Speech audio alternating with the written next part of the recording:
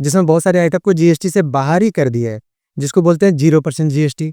GST complex था and 50 तरह के जीएसटी लगाए हुए थे, मतलब समझ ही नहीं आता था किस पे कितना है। मोदी सरकार ने अब क्या किया, इसको सरल बना दिया है, जीएसटी को सिंप्लीफाई कर दिया है बहुत ज़्यादा। एक्सयूवी 500, एक्सयूवी 700, जो फॉर्च्यूनर वगैरह है, इन सब गाड़ियों पे 40% की जीएसटी ठोक दी है सरकार ने।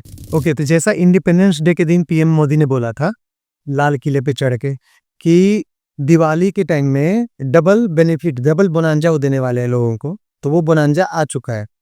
उन्होंने बोला था कि जीएसटी को हम लोग सिंप्लीफाई कर रहे हैं, कई आइटम से जीएसटी को कम कर रहे हैं, हटा रहे हैं। तो जीएसटी 2.0 आ चुका है, जीएसटी रीसेट हो चुका है। तो अब जानते हैं कि जीएसटी में क्या क्या बदलाव आए हैं। तो सबसे पहली बात, मैं जीएसटी का थोड़ा सा शॉर्ट में फ्लैशबैक में ले जाके बता देता हूँ कि जीएसटी क्या हुआ था। एक्चुअली पहले ना 50 तरह के टैक्सेस लगाती थी सरकार। डिस्ट्रिक्ट लेवल पे अलग टैक्स लगता था, राज्य लेवल पे अलग लगता था, केंद्र लेवल पे अलग लगता था, और जनता कंफ्यूज रहती थी कि कौन सा टैक्स दे, कौन सा नहीं दे, किसको हिसाब दे, किसको नहीं दे। मतलब बेसिकली नहीं देगा तो ऑप्शन ही नहीं था। हर कोई जनता के ऊपर चढ़ करके जनता को चूसने में लगा रहता था। वैसे में मोदी सरकार ने सारे टैक्सेस को रिमूव करके एक टैक्स लाया, जीएसटी, जिसमें कि सिर्फ एक बार जनता को टैक्स देना है, जीएसटी।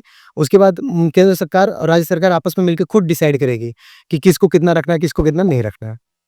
इससे एक बेनिफिट तो हुआ कि जनता का हेडेक कम हुआ, लेकिन लगे हाथ तो दूसरा नुकसान शुरू हो गया जनता का। वो नुकसान ये था कि जीएसटी बहुत ज्यादा कॉम्प्लेक्स था, मतलब इसको कैलकुलेशंस कॉम्प्लेक्स थे, अलग अलग आइटम पे अलग अलग जीएसटी था। लोगों को लिस्ट देख देख के लोग परेशान हो गए थे कि पता नहीं कपड़े पे कितना होगा, पता नहीं दूध पे कितना होगा, पता नहीं खाने पे कितना होगा, पता नहीं पहनने पे कितना होगा, पता नहीं गाड़ियों पे कितना होगा, हर चीज पे। किसी पे 0 है, किसी पे 5 है, 10 है, 20 है, 18 है, 28 है, अलग अलग आइटम, अलग अलग जीएसटी था, 40 है, 50 है। लोग कंफ्यूज थे। जीएसटी कॉम्प्लेक्स था एंड 50 तरह के जीएसटी लगाए हुए थे, मतलब समझ ही नहीं आता था किस पे कितना है। मोदी सरकार ने अब क्या किया, इसको सरल बना दिया है, जीएसटी को सिंप्लीफाई कर दिया है बहुत ज्यादा, पहले से काफी ज्यादा सिंप्लीफाइड है। मतलब 20% भी कॉम्प्लेक्सिटी अब इसमें नहीं रहा है। इन्होंने क्या किया, सारे स्लैब हटा दिए और 2 स्लैब रखा। अब जीएसटी पे 2 ही स्लैब काम करेगा, 5% या 18%। मतलब या तो आइटम्स पे 5% की जीएसटी लगेगी या 18% भी। इसके अलावा एक्सेप्शंस है, जिसमें बहुत सारे आइटम को जीएसटी से बाहर ही कर दिया है, जिसको बोलते हैं 0% जीएसटी। एंड बहुत सारे आइटम्स जो है, जो लग्जरी वाले आइटम्स है, जिसको सिम गुड्स भी बोलते हैं कुछ आइटम्स को, उन पे 40% का जीएसटी ठोक दिया है। अब आइए समझते हैं कि 4 तरह के जो आइटम्स है कौन कौन से हैं। सबसे पहले आते हैं कि 0% वाले आइटम्स कौन से हैं। 0% वाले आइटम्स वो सब हैं जो बहुत ज्यादा, मतलब एकदम एसेंशियल है, जो लोग ऑलमोस्ट डेली यूज करते हैं। जैसे बच्चों को पिलाने के लिए दूध यूज किया जाता है, डेली खाने पीने में पनीर यूज किया जाता है। तो इस तरह के जो आइटम्स है, दूध, पनीर, दाल, भात, चावल, तो ये जो आइटम्स है, कॉन्डोम, ये सब आइटम्स पे जो डेली यूज वाले आइटम्स है, उस पे मोदी सरकार ने जीएसटी 0 कर दिया है। तो अब सवाल उठता है कि फिर 5% जीएसटी किस पे रखा है। तो इसके बाद जो नेक्स्ट लेवल का आइटम, जो बेसिकली दूध, घी वगैरह, तो चलो गांव देहात से भी आ जाता है, तो इस पे जीएसटी लगाने का कोई तुक नहीं बन रहा था। अब ऐसे आइटम्स हैं जो डेली यूज के हैं, जिसको हम लोग एफएमसीजी वाले आइटम्स बोलते हैं, जो कंपनीज बना के देते हैं, जैसे साबुन, शैम्पू, मतलब उस तरह के जो है, हेयर ऑयल और डैंड्रफ हटाने वाले जो आते हैं, तेल वगैरह। तो इस तरह के जो आइटम्स है, उस पे उस पे केंद्र सरकार ने 5% का जीएसटी लगाया है। मतलब वो भी आइटम्स जो हैं वो रेगुलर यूज होते हैं। अब ये नहीं बोलेंगे कि लोग रोज शैम्पू लगाता है, बट हाँ, 1-2 दिन छोड़ के 1 दिन यहाँ पे डेली भी लोग यूज करता है। तो ऐसे आइटम्स पे 5% का जीएसटी रखा गया है। मतलब मिडिल क्लास को बेसिकली जम के राहत दी गई है। दूध, घी वगैरह पर तो जीएसटी हटा दिया गया है, जो पहले था। और जो डेली वाले आइटम्स है, जैसे शैम्पू हो गए, ये सब, उस पे जीएसटी सिर्फ, शैम्पू, साबुन, सोडा, इस तरह के जो आइटम्स है, उस पे जीएसटी सिर्फ 5% कर दिया गया है। अब आते हैं नेक्स्ट आइटम्स पे। वैसे आइटम्स जो लोग तब खरीदते हैं जब लोगों के पास थोड़े ज्यादा पैसे आते हैं, थोड़े ज्यादा पैसे, बहुत ज्यादा नहीं। जैसे कि एसी हो गया, फ्रिज हो गया, टीवी हो गया, ये सब आइटम्स लोग तब लेते हैं जब थोड़े कंफर्टेबल हो जाते हैं, मतलब जो अच्छा खासा कमाने लगते हैं तब खरीदते हैं। तो सरकार का कहना है कि अगर आप इतने अच्छे खासे कमा रहे हो कि टीवी, फ्रिज, एसी वगैरह खरीद पा रहे हो, तो आप सरकार को कम से कम 18% जीएसटी तो दे ही सकते हो। मतलब इन पे 18% की जीएसटी ठोक दी है सरकार ने, जो कि पहले से फार बेटर है। अब आता है 2 तरह का आइटम जो इन दोनों स्लैब में नहीं है, मतलब 5 और 18% में। उसमें से एक है जिसको बोलते हैं सिन गुड्स, पाप वाले आइटम्स। यहाँ वो पाप पुण्य नहीं, पाप वाले मतलब जो लोग बकलोली करने के लिए करते हैं, जैसे सिगरेट पीना, शराब पीना। तो ये सब जो आइटम्स हैं, सिगरेट, शराब, इस तरह के आइटम्स पे मोदी सरकार ने 40% का जीएसटी ठोक दिया है। मतलब सरकार का कहना है कि अगर बेवड़ों के पास शराब पीने के लिए पैसे हैं, तो बेवड़ों के पास सरकार को भी 40% देने के लिए पैसे हैं। अगर कोई 500 रुपए का बोतल खरीद सकता है, तो उस पे 40% मतलब 200 रुपए केंद्र सरकार को भी दे सकता है। सरकार ने ऐसे आइटम्स पे 40% का जीएसटी ठोक दिया है। इसके अलावा जो लग्जरी आइटम्स है, उस पे भी सरकार ने 40% का आइटम्स ठोक दिए, 40% का जीएसटी ठोक दिया है।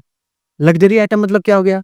जो महंगी चीजें है, जैसे वैसे बाइक्स जो 350 सीसी के से ज्यादा का, 350 सीसी तक का जो बाइक है, जो छोटे-मोटे खिलौने वाले छोटे वाले कार होते हैं, डिबिया जैसे, मारुति 800 या इस तरह के जो होते हैं, अल्टो, ये सब कार पे, मतलब ये छोटे कार है, इन पे सिर्फ 18% का जीएसटी है, जो मिडिल क्लास खरीदती है।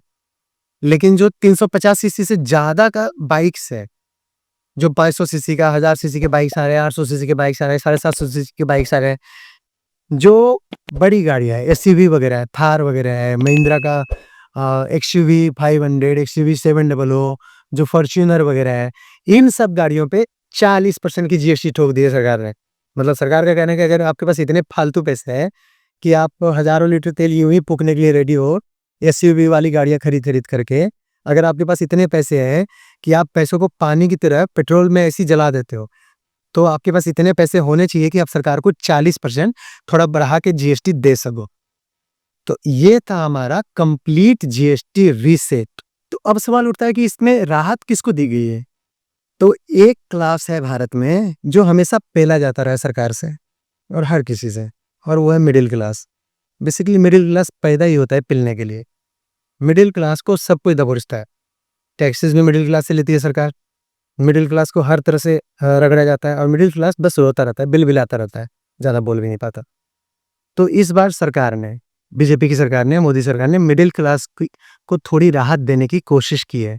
जैसे इन्होंने पिछली बार इनकम टैक्स स्लैब को चेंज करके मिडिल क्लास को थोड़ा राहत दिया था। इस बार इन्होंने मिडिल क्लास को जीएसटी में चेंज करके राहत दिया है। मतलब मिडिल क्लास को इसमें सबसे ज़्यादा बेनिफिट होगा। इनफैक्ट रिच क्लास को तो नुकसान ही है, और वैसे भी रिच क्लास उतना केयर नहीं करता है। जो आदमी करोड़ों अरबों में जो कमा रहा है, वो 40% एक्स्ट्रा जीएसटी भी दे देगा तो उसको ज़्यादा फर्क नहीं पड़ेगा। लेकिन जिस आदमी की इनकम सिर्फ लाख, 2 लाख या 5 लाख रुपए है, अगर उसको जीएसटी में 10,000 रुपये भी बच रहे होंगे तो उसके लिए बड़ी बात होगी। तो ये सरकार का एक बहुत ही ज़्यादा सराहनीय कदम है।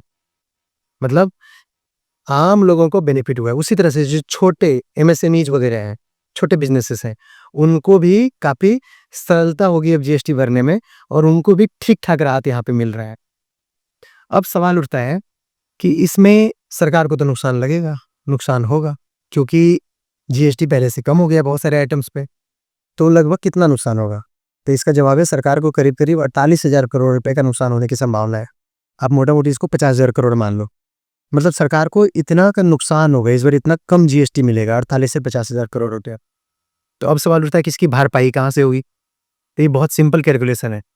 जो मिडिल क्लास जो आइटम पहले 1000 रुपये में ले रहा था जीएसटी इंक्लूड करके, वो आइटम वो 8, 850 में लेगा, उसको बच जाएगा 150 रुपये पर 1000 में।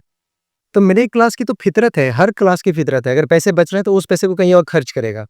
पैसे को जेब में रखने वाला नहीं है, पैसे वो कहीं न कहीं दूसरे आइटम पे लगा देगा, और कहीं न कहीं वो ऐसी चीज़ें भी खरीदेगा जिससे फिर सरकार उसे जीएसटी एक फॉर्मेट में या दूसरे फॉर्मेट में वसूल लेगी। तो सरकार जो पैसे बचा रही है मिडिल क्लास वो पैसे कहीं न कहीं दूसरी जगह खर्च कर देगी, और खर्च कर रही है, जिसकी वजह से सरकार को वापस से उस पे जीएसटी मिल ही जाएगा। तो ऐसा चांसेस है कि सरकार को जितने का नुकसान होने वाला है, 48-50 हज़ार करोड़ का, जितना जीएसटी कम मिलने वाला है, वो जीएसटी सरकार दूसरे जगह से, दूसरे फॉर्मेट में जनता से ले ही लेगी। मतलब सरकार जीएसटी ले लेगी, बेशक उसे एक तरीके से लेना पड़े या दूसरे तरीके से। अब यहाँ पे सवाल उठता है कि अपोजिशन वाले इस पे तमाम तरह के फिर से ड्रामे करना शुरू कर देंगे। पहले तो अपोजिशन वाले बोल रहे थे कि मोदी सरकार ने जीएसटी लगा करके ही गलत किया है। अब वो जीएसटी का फेवर करेंगे कि पहले ठीक था, अब लोगों को परेशान किया जा रहा है, इलेक्शन के लिए किया जा रहा है। तो क्या ये इल्ज़ाम सही होगा कि इलेक्शन पे इससे कुछ असर पड़ेगा? तो जवाब है हाँ। जो बिहार वाला इलेक्शन होने वाला है, उस पर इसका काफ़ी ज़्यादा असर पड़ेगा इस बार। क्योंकि जीएसटी जो है, वो डायरेक्ट जो मिडल क्लास है, उसके पॉकेट में पैसे बढ़ा दिया है, मतलब सेविंग्स बढ़ा दी है। जो एक्स्ट्रा पैसे सरकार मिडल क्लास से खींच रही थी, जो ले रही थी, वो पैसे अब उसकी पॉकेट में पड़े रहेंगे, जिससे वो दूसरी चीज़ें खरीद सकता है।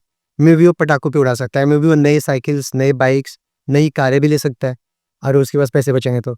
तो ये सब चीज़ों से वोटर का जो मनोबल है, वो बढ़ेगा, घटेगा नहीं। ये सब चीज़ें से लोगों का कॉन्फिडेंस सरकार में बढ़ेगा। लोगों को लगेगा कि पूरी दुनिया यहाँ युद्ध में फँसी पड़ी है। एक दूसरे से लड़ रहा है, दूसरा तीसरे से लड़ रहा है। पूरी दुनिया की इकोनॉमी स्लो पड़ी हुई है। कोई 0% है, कोई नेगेटिव में है, कोई 0.1, 0.2% पे चल रहा है। बड़ी-बड़ी इकोनॉमी, छोटी-छोटी इकोनॉमी सब जो है वो ग्रस्त है स्लो डाउन से। वैसे में इंडिया ना सिर्फ 7.5, 7.8% का इकोनॉमिक ग्रोथ दिखा रहा है पिछले क्वार्टर में, बल्कि भारत अपने नागरिकों को छूट दिए जा रहा है टैक्सेस में। भारी-भारी छूट दे रहा है मिडिल क्लास को।